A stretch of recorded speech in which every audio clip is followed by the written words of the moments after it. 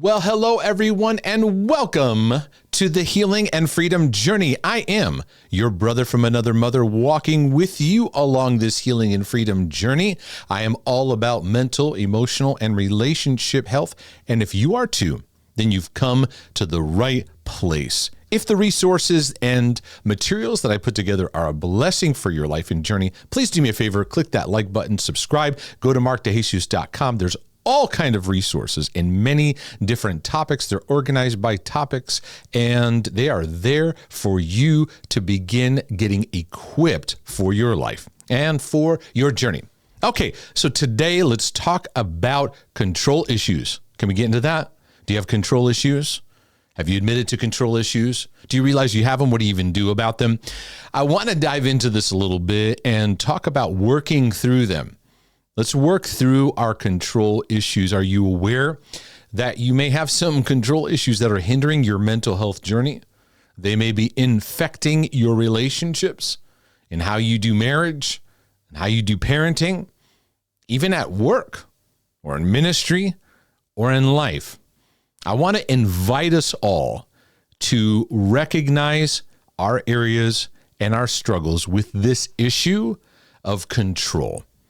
And I'm going to tell you, it takes time for us to recognize how control impacts our life. In fact, I've written a book on the OCD healing journey, obsessive and compulsive struggles. And a big part of that is fueled by the distortion of control, a need for control. It's a major, major factor involved in that. But this goes beyond just those who have obsessive compulsive struggles. It goes into perfectionism. It goes even into areas that are affected by anxiety. There are areas that our mood is affected by, that control issues are involved in. Even those who are raised in addictions or have codependency, there's major, major control factors that go into that. Now, speaking of the OCD healing journey, there are 7 distortions that I talk about now. One of them is the issue of control. And I would say of all the distortions that I talk about in OCD, control was one of the last ones to really start to become something that I became more aware of. It took a while. It was much later in the stages. I was making progress and things going well, but control was something that I went, I didn't realize how much this is working in my life. So I teach this and share this to tell you that it does take time for people to understand their control issues. And then it's going to take steps of working through it, because if you follow the road of where our control issues go back to, there's some deep pain points. There's some places in our heart that we're going to hit some raw nerves. So understand that it's going to take some patience. It's going to take some learning. And even when we realize that we have control issues, we can defend them. We say, no, I need to live this way. So let me ask you this question. Have you become aware of control, how it's impacting your life? Are you aware of how it's impacting your mental health? A big, intense sense of control. You got to make sure you control all your thoughts. Make sure you control everything that's going on in your thinking, in your emotions. Get it together kind of thing. You know, you have this great grand fear that I'm going to lose control and my mind's going to go off the edge. I'm going to end up crazy.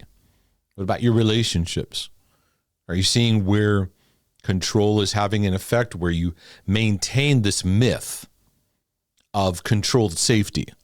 Because control is a myth, but we believe the myth because it gives us an illusion that we're maintaining some type of sense of control. But you can't have great relationships. I mean, really great, meaningful relationships with anyone if control issues are an influential factor in how you do them. It's not going to produce healing and freedom and maturity. It's not going to produce the whole relationships that we want. But even if you recognize, hey, I've got some control issues, you're going to be prone to defending them at first. You're going to be like, I have to do this. It has to be this way. And you'll justify the behavior. So a lot of times what happens is we have to get to a point where things get really rough. Relationships are eroding. our state of mind is really deeply struggling until we start going, okay, I need help. Now, in the sense of control, we as human beings, we often want to feel like we're in control or have a sense of control. There's a part of it that is not necessarily wrong. It's like we just want certain aspects of life to be manageable. Want a sense of like, okay, I got this. I go about my day. You don't feel out of control in every single area of your life. Humans tend to want to have that sense of, well, I guess you could call it normal control. But the more our brokenness is in play, the more certain factors that need healing are bubbling up and inflaming control issues take over. And when this gets distorted, control issues, they cause problems. It will increase anxiety issues. It will increase anger issues and anger outbursts. A lot of stress. People that have control issues are constantly stressed. They can't settle. They can't simmer down. They have a constant self-pressure that they live under. It's absolutely exhausting to live with control issues. But when you don't know any other way, you just keep going, you just keep going, you just keep going. So I want to tell you, it takes a lot of courage to admit, hey, I've got these issues. I've got control issues.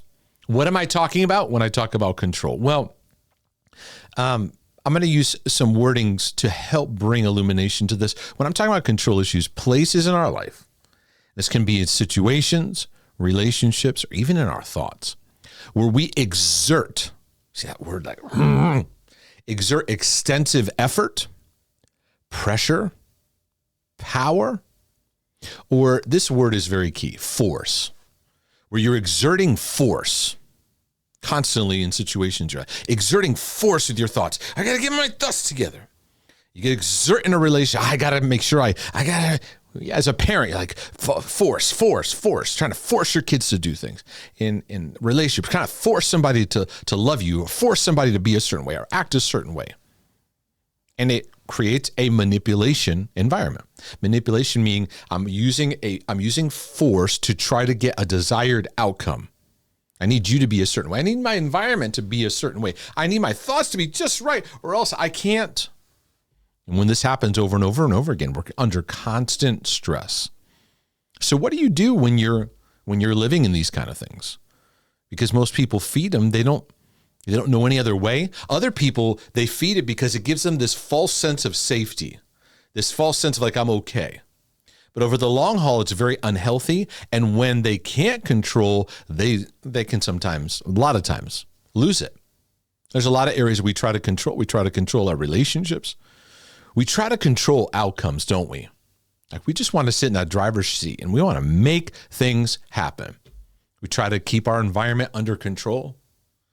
And in my world, I even get down to where people I work with in mental health, they have a high level of control when it comes to even their thoughts and the perception of thoughts, how they react to their thoughts and how they respond to their thoughts. In fact, they're very reactive to disturbing thoughts because they must maintain this militant sense of control in their thinking. So they think they need to get their thoughts just right.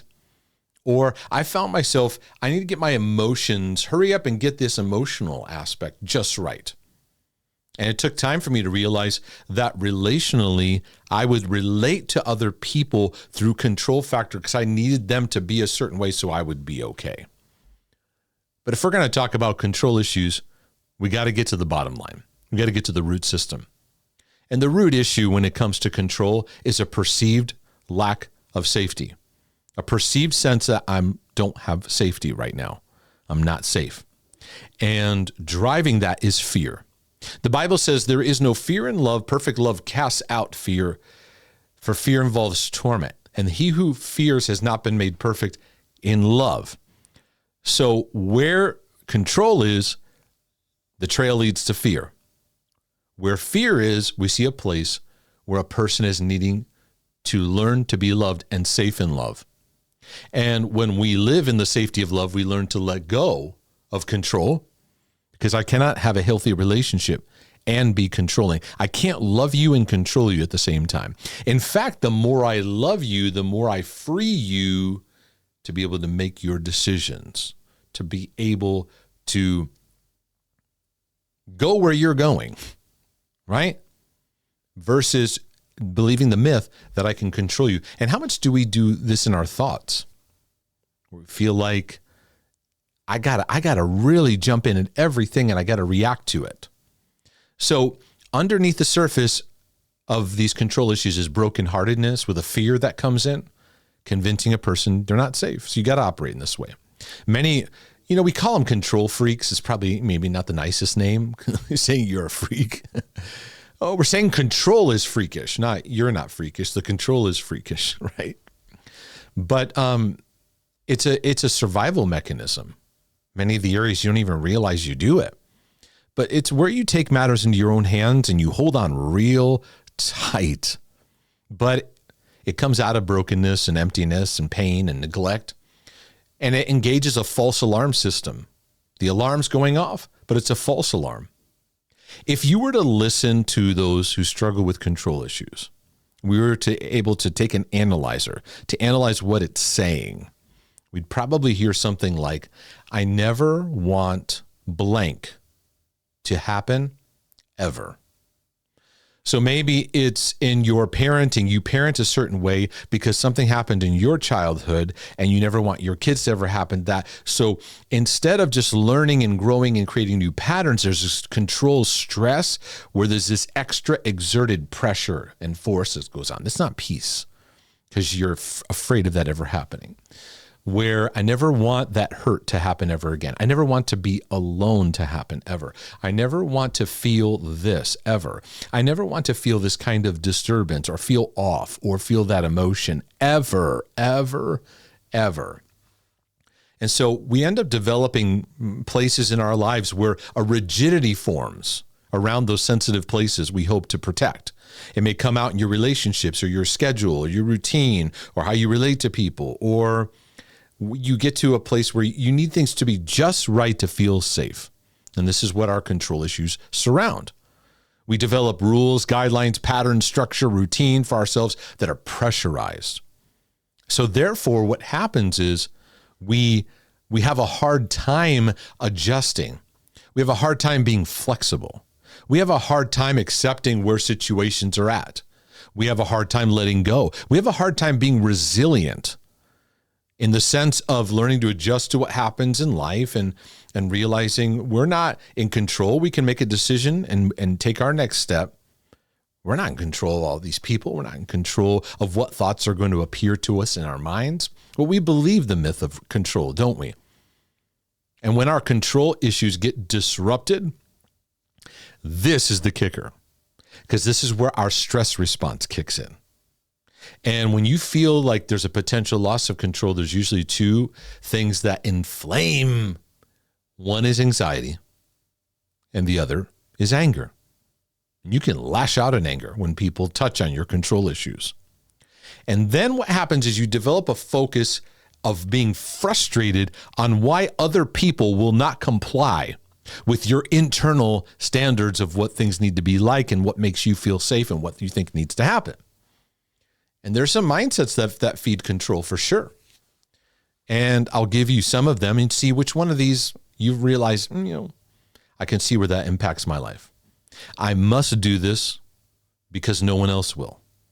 It's like I have to do this. I have to do it this way because no one else will. Many people with control issues feel very alone.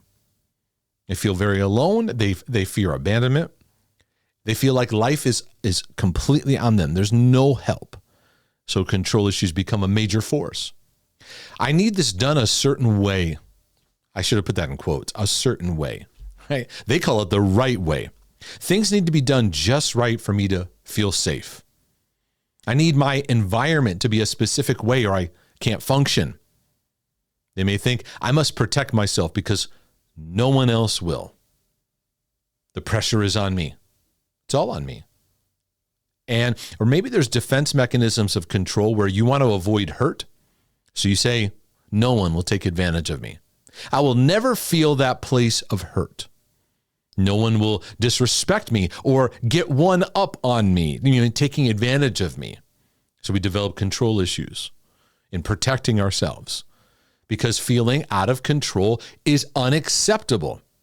And so we respond to that anxiety by the quick fix, engage, control, do something, do something, do something. So then you're constantly going, never settling. There's a driving thought, though, that says, I can't be alone, because at the end of the road of many of our fears, I'm going to be alone. And many controllers control to maintain their sense of not being alone, not being abandoned, not being disconnected. And it creates this myth of a false sense of, yeah, I'm in control. Let me talk about the fear for a moment, because the fear that really works underneath control that I talked to you about is connected to safety, is a fear of loss. Control has an underlying fear of loss to it. Fear of losing a relationship, losing control of a situation, losing your finances, your fear of losing it, maybe a fear of getting angry or losing your mind. Many people who write to me, they're afraid they're going to go crazy. A fear of vulnerability, a fear of being seen as flawed, a fear of loss that if you make a mistake, you're going to lose connection. You're going to lose your sense of safety. Now, Jesus talked about this in a sense where he said, if you want to save your life, this is a word for control strugglers. If you want to save your life, you're going to lose it. Meaning you got to do all this stuff and this work and this striving and this effort to try to maintain a sense of how you appear in this world. He's like, you're going to lose it. That control is a myth. But he said, why don't you lose your life for my sake? Just give up that sense of I got to have control or having this control factor in all these different aspects of your life. And he goes, you know what? You're going to actually find your life. There's a beautiful power in letting go that actually allows you to discover the power of what is in God that he wants you to see. Now, let's talk about the safety issue. Because how is safety formed? How is your sense of safety developed? It goes back to your parental relationship. That's why I asked, what was your home life like? What was your mom and dad like? Did they make you feel safe? Or did you have to grow up fast? Because many who struggle with control, they had to grow up super fast and then take control. Did you have to be a grown-up as a kid? This is where control issues are formed. Control issues go back to childhood. It becomes your coping mechanism of how to feel safe. And many people can praise your efforts of you are responsible, we can count on you. But are we reinforcing brokenness? Because many times we just need a kid to be a kid. And kids get forced to grow up fast and develop control issues because of neglect, of emptiness, of just abandonment, of trauma, of complex trauma or addictions, or just overall brokenness that's going on where they form a role to feel safe. And the mindset of perfectionism, just right, never enough, comes into play. And so you need things to go your way to feel at peace. Your thoughts need to be just right. People need to act just right. Situations need to go your way. And that rigidity steals your peace, makes you inflexible, and doesn't allow you to experience unconditional love. Because as we let go of control, we experience the rest of being covered by God and being loved by him. But with control issues, one believes their lack of safety can only be resolved if a list of demands and environmental standards are put into play. Feeling out of control at all is your worst nightmare. We have to recognize that. It's just fear. Why do we have to make it a nightmare? It's just fear. And fear is a bunch of smoke and mirrors. Otherwise, we're going to be compulsively driven to stay in our patterns. And like I said, it often takes intense things for people to recognize their control issues. A relationship breakdown, marriage breaking down, parenting issues, and your child's breaking down. Your own sense of peace really, really breaking down. But there's a war going on because letting go of control means believing I don't have to blank to feel safe anymore. I don't have to keep doing this, keep saying this, keep compulsively checking this, keep doing this to feel safe anymore. There's a new value system that's put into place. We also realize something. I'm not in control. God's in control. I'm not. And a great step in mental health is realizing that he's God, I'm not. The only thing, now I'm going to put this statement here. You can't even control what thoughts show up to you. You can't even control certain triggers of emotions that first rise up. What you can control is where you point your compass. When I say that, it's where am I heading right now? And take the next step. You can do that right now. You can point your compass. This is where this is where I need to head in this next step right now. Not I have the whole map figured out and everything. That's it. But relationships, what thoughts show up, what things happen today, what struggles, what problems, what scheduling problems, what things, I cannot control that. And what has been so powerful in me and freeing is to learn to accept what is. We don't know how to do that, do we? Okay, this thought showed up, is what it is. This person's going through this. It is what it is. It releases us now from judgmentalism, condemnation, and our controlling mechanisms of trying to fix people, and we're obsessively trying to fix ourselves. Now, I didn't leave the statement there, if you notice on the screen, accept what is, so you can actually move forward in life, because controllers don't move forward. They're trying to maintain the status quo, because change and moving things in new directions is very, very frightening. Whether it's in their thoughts or in their relationships.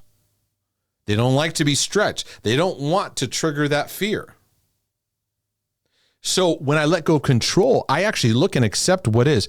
Even in a relationship, okay, this is where this person's at. Now what? Right? Because you may be a friend you're trying to control and you're trying to make them want to be better or grow. And you realize, you know what? I accept this is where they're at. They may not really want to go where I'm going. Now what? And it may lead you to going, I may need to move on at some point. This may be a relationship where it's transition. I may be moving on from this, right? Or you realize all these thoughts that come my way, I'm making them worse with my control issues. It's making me compulsive. What if I just accept, hey, this thought showed up, and just let it float on by and let go of control and realize, okay, I've got uncertainty, I've got fears. God, you love me, and you're helping me walk through this. It's powerful, but it's frightening, because when you let go, it makes fear rise. Letting go of control doesn't suddenly make fear vanish. For many, it makes fear increase momentarily. And then we go back to our control factors because we can't handle the fear. We actually need to ride through it because there's freedom on the other side. Control is not about freedom.